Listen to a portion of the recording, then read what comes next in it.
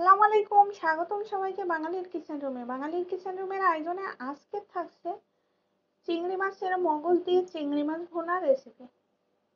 যারা চিংড়ি মাছের মগজটা খুব খেতে পছন্দ করেন তাদের জন্য আজকের এই রেসিপিটা করলাম। এভাবে করে চিংড়ি মাছের মগজ দিয়ে চিংড়ি মাছটা ভুনা করলে খেতে কিন্তু অসম্ভব মজা হয়।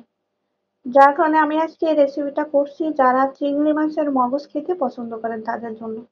আমি চুলায় একটি কড়াই বসিয়েছি আর এখানে অ্যাড করে দিলাম পরিমাণ মতো তেল। মগজে অবশ্যই তেল বেশি দেওয়া লাগে না, তারপরেও আমি এখানে একটু বেশি পরিমাণে তেল দিয়ে নিলাম, কারণ হচ্ছে চিংড়ি মাছগুলো ভেজে নেব।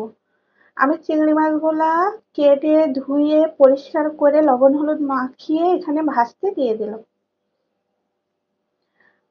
চিংড়ি মাছগুলা বেশি ভাজবো না, হালকা ভেজে নেব, এপাশ ওপাশ করে ভেজে উঠিয়ে নেব। দেখুন আমি এরকম হালকা ভেজে নিয়েছি, এপাশ ওপাশ করে ভেজে উঠিয়ে নেব। চিংড়ি মাছটা ভাজলে কি হয়, মানে স্বাদটা ভালো হয়, ঘ্রাণটাও ভালো হয়, যার কারণে আমি হালকা ভেজে উঠিয়ে নিচ্ছি। চিংড়ি মাছটা ভাজা হয়ে গেছে, সবগুলা চিংড়ি মাছ আমি উঠিয়ে নিলাম। এখন আমি এখানে অ্যাড করে দেব পেঁয়াজ কুচি করে। পেঁয়াজ কুচি করে অ্যাড করে দিলাম, একটু বেশি পরিমাণে পেঁয়াজ এইখানে কুচি করে আমি অ্যাড করে দিয়েছি। মগজ রান্না করতে গেলে একটু বেশি পরিমাণে পেঁয়াজ দিতে হয়। আর দিয়ে দিলাম স্বাদ মতো লবণ, আর দিয়ে দিচ্ছি মরিচের গুঁড়া। মরিচের গুঁড়া আমি এখানে 2 টেবিল চামচ ব্যবহার করছি, আপনারা কমিয়ে এবং বাড়িয়ে নিতে পারবেন স্বাদ অনুযায়ী। মগজে একটু মরিচটা বেশি হইলে বেশি মজা হয় খেতে। এখন আমি সব মশলাগুলো এভাবে করে ভালো করে কষিয়ে নেব। পেঁয়াজটা একটু ভাজা ভাজা হয়ে আসছে, এখন আমি এখানে অ্যাড করে দিচ্ছি চিংড়ি মাছের মগজটা।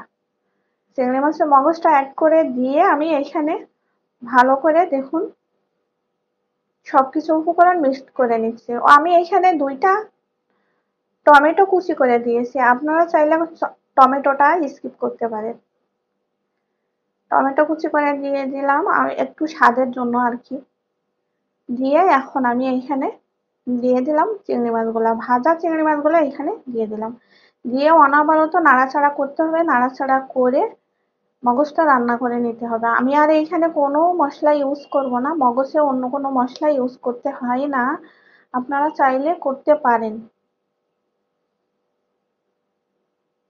উপর থেকে আমি একটু ধনেপাতা এভাবে করে ছড়িয়ে দিলাম, দিয়ে 7-8 মিনিট ধরে আমি আরো জাল করে নেব। মগজটা একদমই ভাজা ভাজা হয়ে আসবে, উপরে যখন তেল উঠে আসবে তখন আমি চুলা থেকে নামিয়ে নেব। খুবই সোজা এই চিংড়ি মাছের মগজটা রান্না করা, কিন্তু খেতে যে এতটাই মজার বলে বোঝানো যাবে না। রেডি হয়ে গেল চিংড়ি মাছের মগজ দিয়ে চিংড়ি মাছ ভুনা রেসিপি। দেখতে কিন্তু যতটা সুন্দর হয়েছে, খেতে কিন্তু অসম্ভব মজার হয়েছিল। এভাবে করে মগজ দিয়ে চিংড়ি মাছটা ভুনা করলে খেতে কিন্তু অসম্ভব মজার হয়। আমার রেসিপিটা ভালো লাগলে সবার সাথে শেয়ার করবেন। যারা আমার ইউটিউব চ্যানেল থেকে রেসিপিটা দেখছেন তারা আমার ইউটিউব চ্যানেলটা সাবস্ক্রাইব করবেন। যারা আমার ফেসবুক পেজ থেকে রেসিপিটা দেখছেন তারা আমার ফেসবুক পেজটা ফলো করে রাখবেন। সবাই সুস্থ থাকবেন, ভালো থাকবেন।